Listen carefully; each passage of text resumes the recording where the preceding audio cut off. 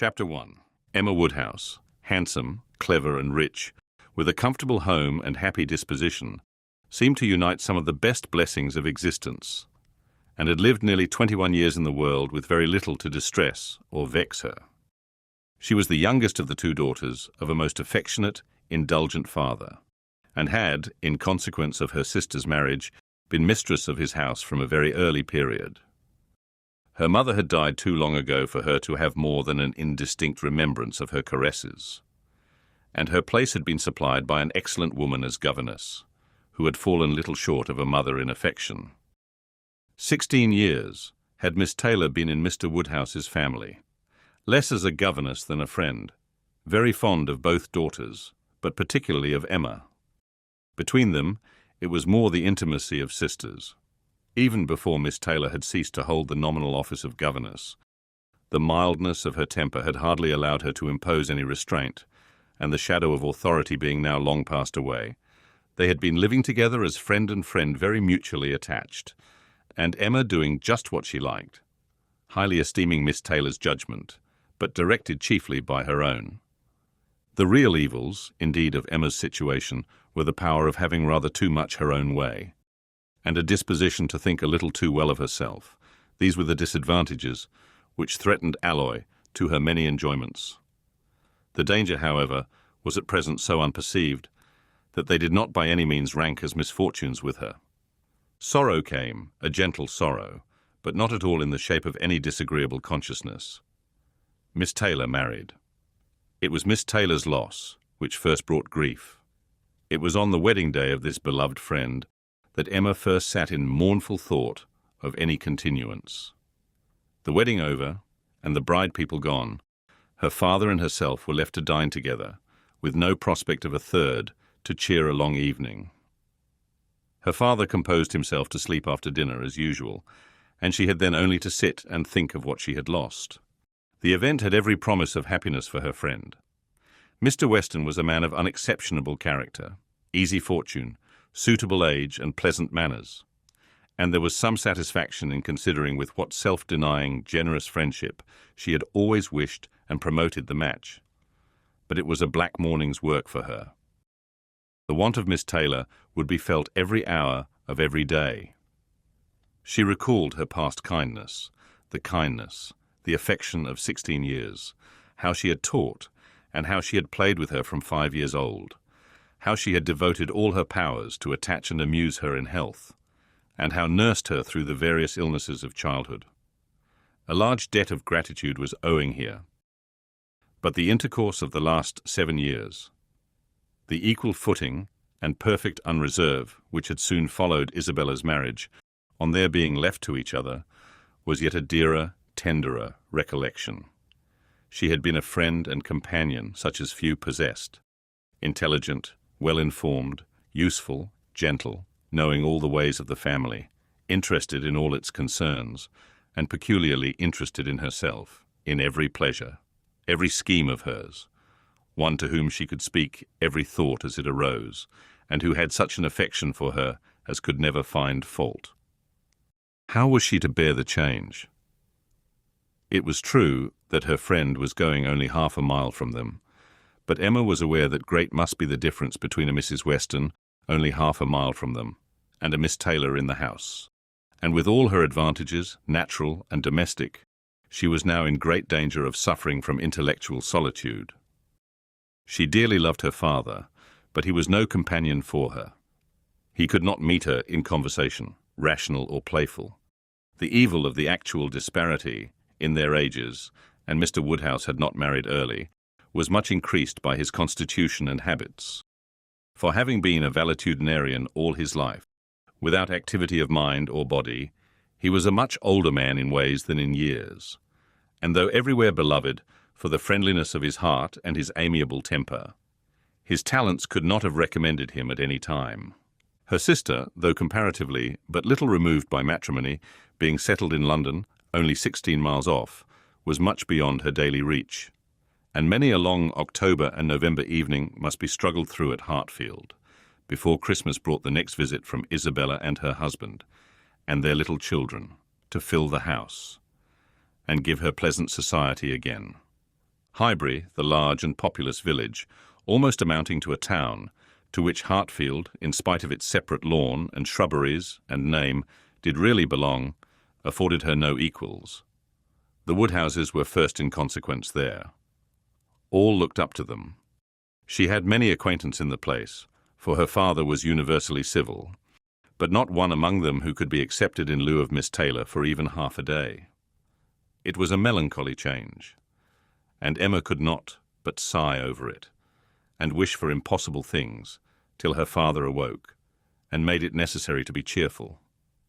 His spirits required support. He was a nervous man, easily depressed, fond of everybody that he was used to, and hating to part with them, hating change of every kind.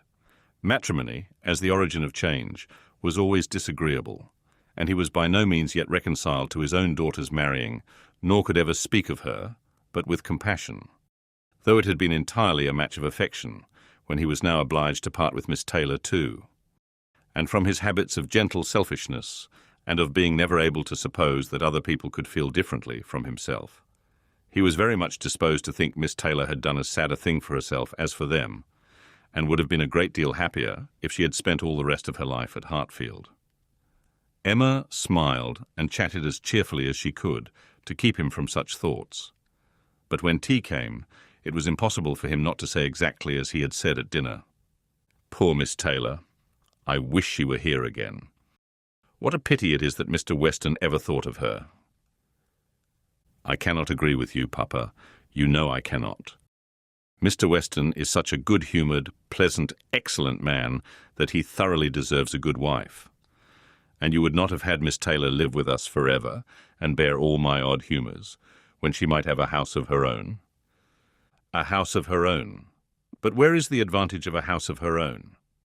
This is 3 times as large, and you have never any odd humours, my dear.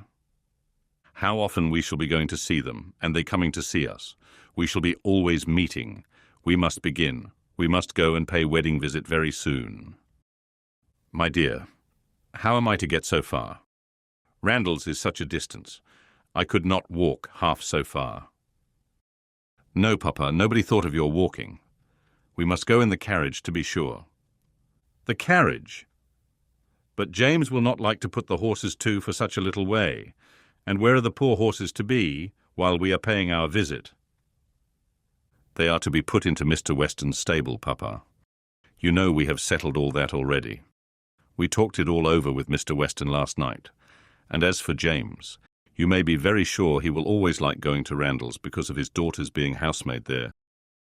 I only doubt whether he will ever take us anywhere else. That was your doing, Papa. You got Hannah that good place. Nobody thought of Hannah till you mentioned her. James is so obliged to you. I am very glad I did think of her. It was very lucky, for I would not have had poor James think himself slighted upon any account. And I am sure she will make a very good servant. She is a civil, pretty-spoken girl. I have a great opinion of her. Whenever I see her, she always curtsies and asks me how I do, in a very pretty manner. And when you have had her here to do needlework, I observe she always turns the lock of the door the right way and never bangs it. I am sure she will be an excellent servant, and it will be a great comfort to poor Miss Taylor to have somebody about her that she is used to see. Whenever James goes over to see his daughter, you know she will be hearing of us. He will be able to tell her how we all are.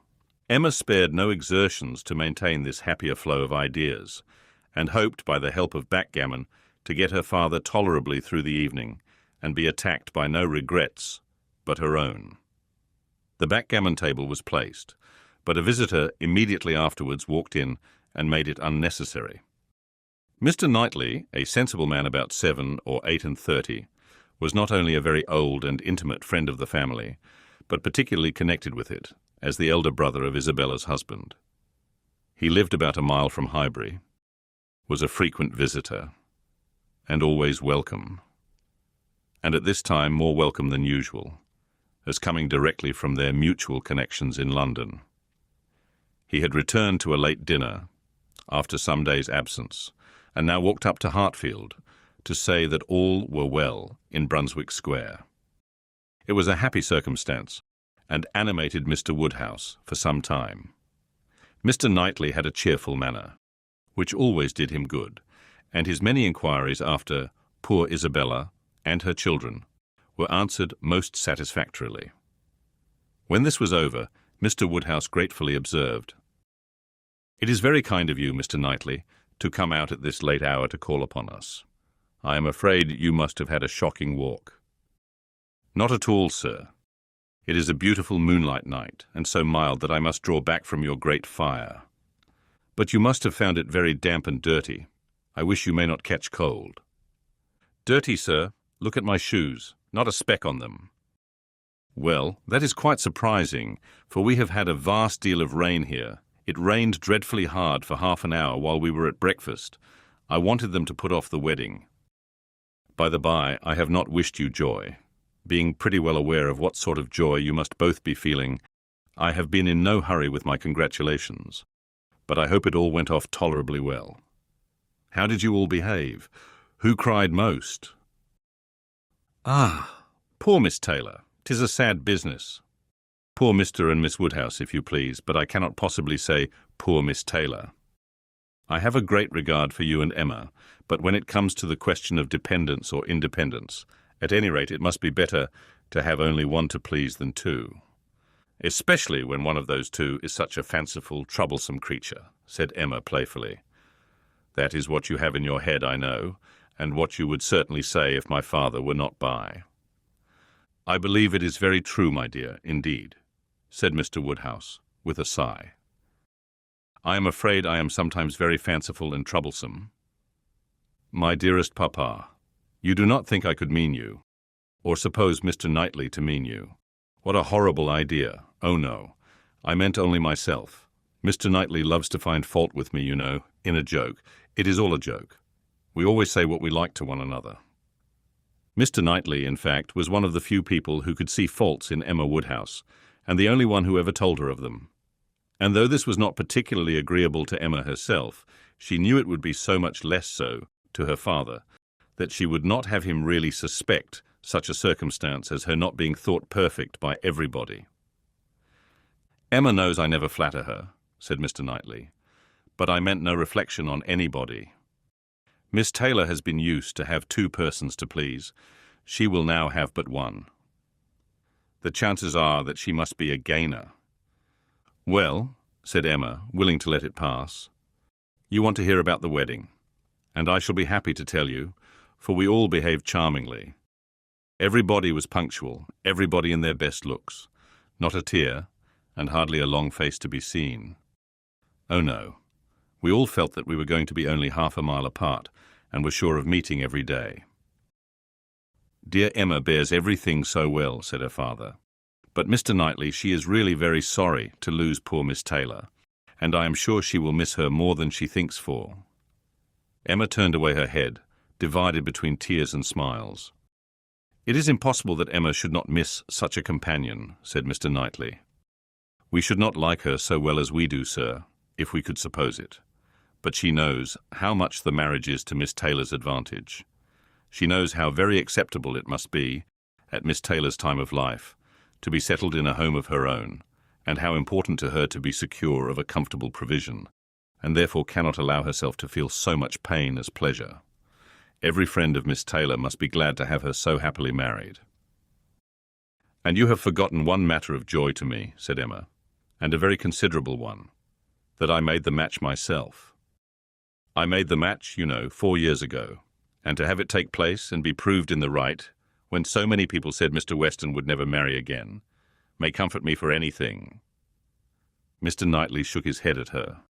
Her father fondly replied, "Ah, my dear, I wish you would not make matches and foretell things, for whatever you say always comes to pass.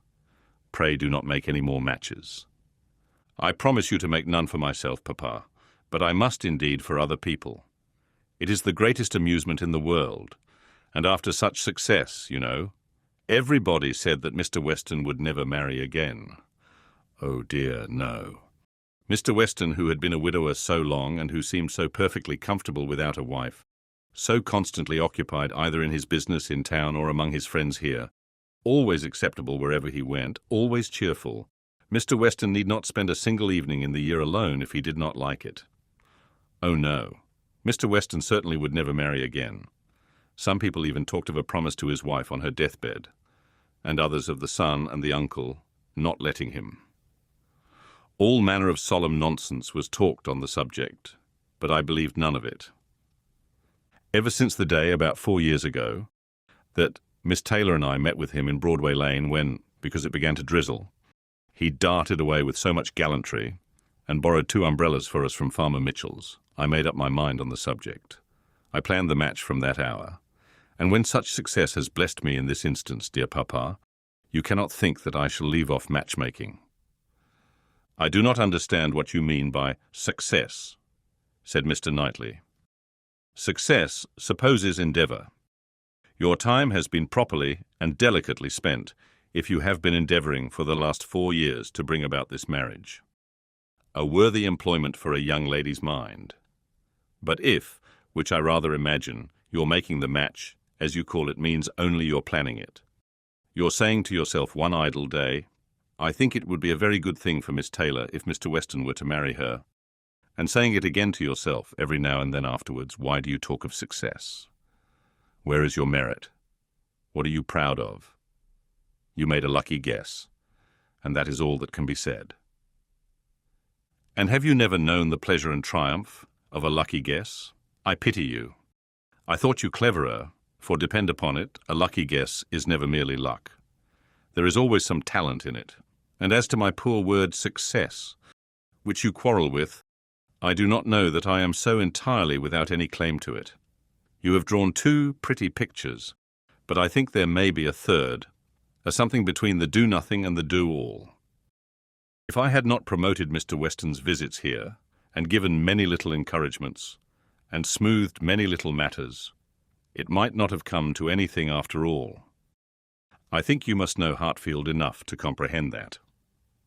A straightforward, open-hearted man like Weston and a rational, unaffected woman like Miss Taylor may be safely left to manage their own concerns. You are more likely to have done harm to yourself than good to them by interference. Emma never thinks of herself if she can do good to others, rejoined Mr. Woodhouse, understanding but in part. But, my dear, pray do not make any more matches. They are silly things and break up one's family circle grievously. Only one more, Papa, only for Mr. Elton. Poor Mr. Elton. You like Mr. Elton, Papa. I must look about for a wife for him. There is nobody in Highbury who deserves him, and he has been here a whole year, and has fitted up his house so comfortably that it would be a shame to have him single any longer. And I thought when he was joining their hands today, he looked so very much as if he would like to have the same kind office done for him. I think very well of Mr. Elton, and this is the only way I have of doing him a service. Mr. Elton is a very pretty young man, to be sure, and a very good young man, and I have a great regard for him. But if you want to show him any attention, my dear, ask him to come and dine with us some day. That will be a much better thing. I dare say Mr. Knightley will be so kind as to meet him. With a great deal of pleasure, sir, at any time, said Mr. Knightley, laughing, and I agree with you entirely that it will be a much better thing. Invite him to dinner, Emma, and help him to the best of the fish and the chicken, but leave him to choose his own wife. Depend upon it, a man of 6 or 7 and 20 can take care of himself.